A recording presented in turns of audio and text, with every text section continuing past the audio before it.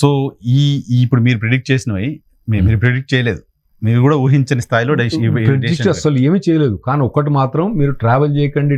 నేనైతే కొన్ని స్టేట్మెంట్స్ ఎట్లా అంటే 13 సార్లు చెప్పిన, don't go for visa stamping, don't go 13 సార్లు చెప్పిన. ప్రతిసారి ఎప్పుడు వీడియో వచ్చినప్పుడు 13 సార్లు చెప్పిన, డోంట్ గో వీసా స్టాంపింగ్ అని చెప్పిన. సో ఎందుకంటే మాకు ఇది మొదలు తెలుసు ఇటువంటి రిస్ట్రిక్షన్స్, కానీ ఎక్కడ కొడతాడో అర్థం కావట్లేదు మాకు. అదే కదా, ఇప్పుడు ఈ వీసాలు H1B వీసాలు వాయిదా వేస్తారు అక్టోబర్ వరకు అనేది ఎవరు ఊహించలేదు.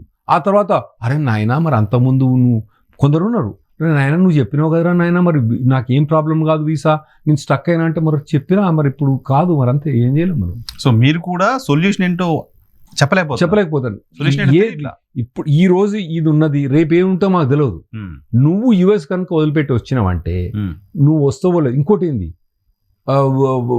18 countries country ban, travel ban అని పెట్టేసిండు. మన ఇండియా లక్కీ లేదు అందులో, అలా యాడ్ చేస్తున్నావు మనకేం తెలుసు, అంతే యాడ్ చేసినా చేయవచ్చు. సో మీరు ఇవన్నీ రిస్క్ తీసుకొని రావాల్సిన అవసరం లేదు మీకు ఇక్కడికి రాకండి. ఓకే, H1B ఎక్స్పైర్ అయింది, యుఎస్ లో ఉన్నారు, అప్లై చేశారు, ఎక్స్టెన్షన్ కోసం అప్లై చేశారు. మళ్ళీ అక్టోబర్ వరకు ఇంటర్వ్యూస్ లేవు, అక్టోబర్ వరకు అపాయింట్మెంట్ లేదు కదా, H1Bకి అపాయింట్మెంట్ లేదు.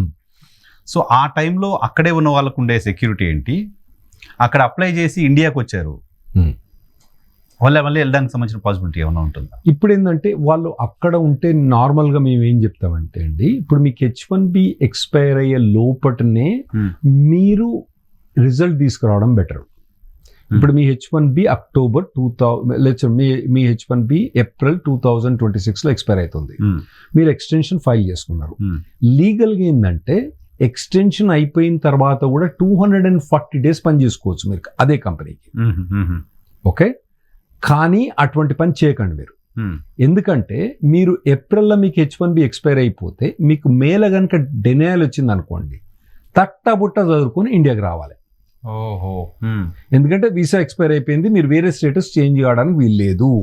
ఇదివరకు నాన్ ప్రొటెక్ట్ అంటే నాయన నేను అవుట్ ఆఫ్ స్టేటస్ ఉన్నా నన్ను ఎక్స్క్యూజ్ చేయండి రా అని చెప్పి ఒక అప్లికేషన్ ఫైల్ చేస్తే వాళ్ళు అప్రూవ్ చేసేది.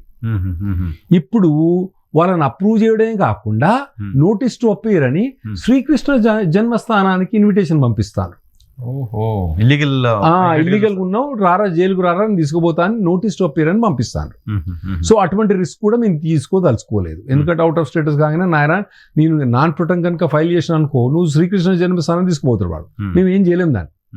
సో దానికోసం నువ్వు ఫైల్ చేయక ఇండియాకు పోతే ఇంకో ప్రాబ్లం ఏంటంటే, ఇదివరకు ఏంటంటే అంటే బైడెన్ ప్రభుత్వం కానీ అంతకుముందు ఉన్న ప్రభుత్వం కానీ ఏంటంటే, ఒకవేళ దబ్బున అటువంటిది ఏమైనా జరిగినా కూడా ఇండియాకు వస్తే ఏమున్నది, మళ్ళీ H1B ఫైల్ చేసుకుని మళ్ళీ రావచ్చు.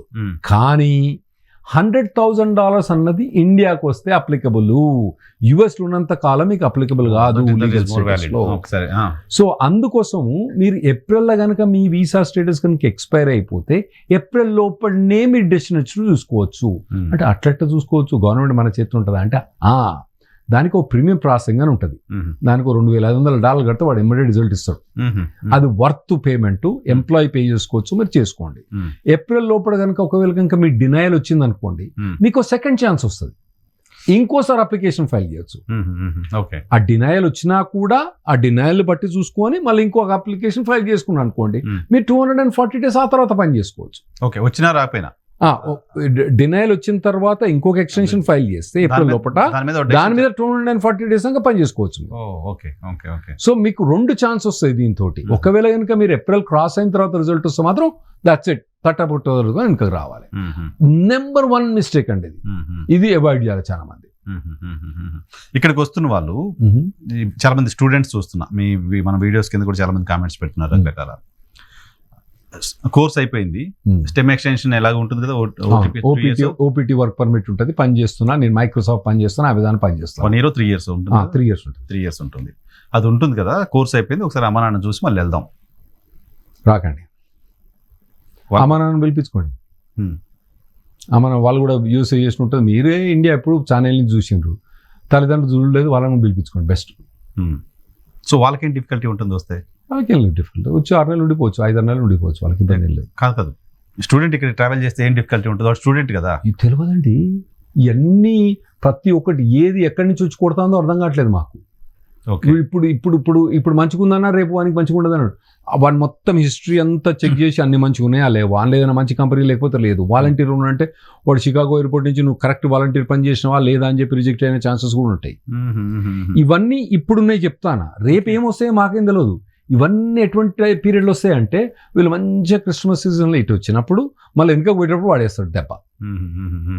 సో నేను చెప్పేది ఏంటంటే మీకు F1 ఉన్నా, OPT ఉన్నా, స్టెమ్ ఎక్స్టెన్షన్ ఉన్నా, H1B వీసా మీద ఉన్నా, L1 వీసా ఉన్నా, H4 వీసా మీద రాకండి, ఖచ్చితంగా రాకండి. సో దాంతోపాటు ఈ బయట వాళ్ళకు ఉన్న H1B ఉంది, ఇక్కడికి వచ్చారు, మళ్ళీ అప్లై చేసి వచ్చారు, వాళ్ళకి ఎప్పుడు జనవరో ఫిబ్రవరో ఓ డేట్ ఇచ్చారు, అవును. ఇక్కడికి వచ్చారు, వాళ్ళు ఇక్కడ ఉన్నప్పుడు ఇవన్నీ వాయిదా పడ్డాయని తెలిసింది. అవును, ఏవైతే అపాయింట్మెంట్స్ December 15 తర్వాత ఏవైతే అపాయింట్మెంట్స్ ఉన్నాయో అవన్నీ సోషల్ మీడియా వెట్టింగ్ అని చెప్పి పోస్ట్పోన్ చేశారు. ఎప్పటిదాకా మార్చ్ లేటు ఏప్రిల్ 2026 దాకా పోస్ట్పోన్ చేశారు. వాడు ఇక్కడికి వచ్చారు, ఇక్కడికి వచ్చిన తర్వాత వాడి H1B ఎక్స్పైర్ అయిపోయింది, అప్లికేషన్ కోసం వెయిటింగ్ లో ఉన్నాడు. ఆ 240 డేస్ పాస్పోర్ట్ వీసా ఎక్స్పైర్ అయిపోయిన తర్వాత వచ్చిండు. ఎక్స్టెన్షన్ ఆల్రెడీ అప్రూవ్ అయిన తర్వాత వస్తారు వీళ్ళు. నార్మల్ గా ఎక్స్టెన్షన్ అప్రూవ్ అయిన తర్వాత వీళ్ళు పాస్పోర్ట్ స్టాంపింగ్ కోసం వచ్చిండ్రు. కాకపోతే ఇక్కడ వీళ్ళకి ప్రాబ్లం ఏంటంటే ఇప్పుడు వీళ్ళు ఆ వీసా వచ్చేదాకా జాబ్ ఉంచుకోవాలి. ఓకే, ఎందుకంటే ఏప్రిల్ దాకా వీసా స్టాంపింగ్ లేదు వీనికి. ఏప్రిల్ దాకా వీడు పూరాదు. వీని రిమోట్ గా పని చేపిస్తేనే పర్వాలేదు, చేసుకోవచ్చు. వాడు కొన్ని ఫైనాన్షియల్ కంపెనీస్ రిమోట్ ఎలవ్ చేయదు, కొన్ని జాబ్స్ రిమోట్ ఉండవు. ఒకవేళ కనుక వాడు రిమోట్ కనుక ఎలౌ చేయలేదనుకోండి, గోవింద వీడే విత్డ్రా చేయాల్సి వస్తుంది H1B. ఇంకో ప్రాబ్లం ఏంటంటే ఓకే ఈ జాబ్ పోతే పోనీ ఇంకో జాబ్ వస్తుంది. ఇంకో జాబ్ US నుంచి H1B ఫైల్ చేయాలంటే మళ్ళీ $100,000 అది నేను అక్కడ ఉన్నాను సార్, నాకు H1B ఉంది, నాకు అక్కడ ఉన్నా. H1Bకి సంబంధించిన ఎక్స్టెన్షన్ సంబంధించిన ఇంటర్వ్యూ నేను ఇండియాలో పెట్టుకున్నా. ఫస్ట్ ఎక్స్టెన్షన్ కనుక మీరు US లో ఫైల్ చేస్తే దానికి $100,000 అక్కర్లేదు. అక్కడ ఫైల్ చేస్తుంటే గొడవలేదు, ఆడ ఫైల్ చేసి అప్రూవ్ అయితే మీకు గొడవలేదు. ఒకవేళ కనుక మీరు ఇక్కడికి వచ్చిన తర్వాత ఇప్పుడు ఈ ఏప్రిల్ దాకా జాబ్ లేదనుకోండి, ఇది విత్డ్రా అయిపోద్ది. ఇది మీరు ఎందుకంటే జాబ్ ఉండదు అనుకోండి, ఇది మీరు అప్లికేషన్ విత్డ్రా చేసుకుంటారు. ఎందుకంటే H1B అన్నది ఎవరికి ఇస్తారు? ఎంప్లాయీకి ఇయ్యరు, ఎంప్లాయర్కి ఇస్తారు. Employer specific. మీ జాబ్ అన్నది కంపెనీ ఏ తోటి ఉండాలి, ఆ కంపెనీ తోటి ఏ జాబ్ పీకింది కాబట్టి మీకు ఈ H1B ఇవ్వరు. మళ్ళీ వేరే కంపెనీ B తోటి H1B ఫైల్ చేయాలి. H1B stick on to that company only, person కి ఇవ్వరు.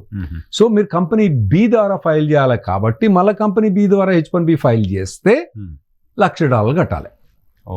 ఓకే, అలా చాలా మంది ఉంటారు. ఇప్పుడు మరి సడన్ గా ఇది వాయిదా వేశారు, షెడ్యూల్ అంతా వేరే చేసుకుని ఉంటారు.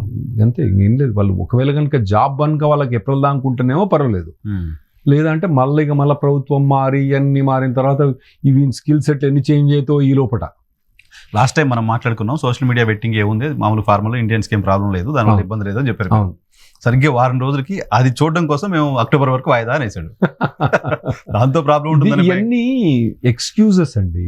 ట్రంప్ ప్రభుత్వం అన్నది మనకు వీసాలు ఇవ్వకపోవడానికి ఒక ఎక్స్క్యూజ్. అతను సోషల్ మీడియా చేసుకో, ఎవడు చేద్దానండి నిన్ను పొమ్మను లేక పొగబెట్టడం, అలా పొమ్మను లేక పొగబెట్టడం అంతే తప్పితే నీకు కరెక్ట్ అన్నాడండి. ఇంకోటి ఏంటంటే ఆ పొమ్మన లేడు అతను, అక్కడ అథారిటీ తక్కువన్నది. ఇక్కడ ఏంటంటే ఆడ పొగబెట్టలే, వీడే వచ్చిండు కావాలని, వీడే తీట పట్టుకుని వచ్చిండు కాబట్టి వీడు వెనుక పోనిస్తలేరు.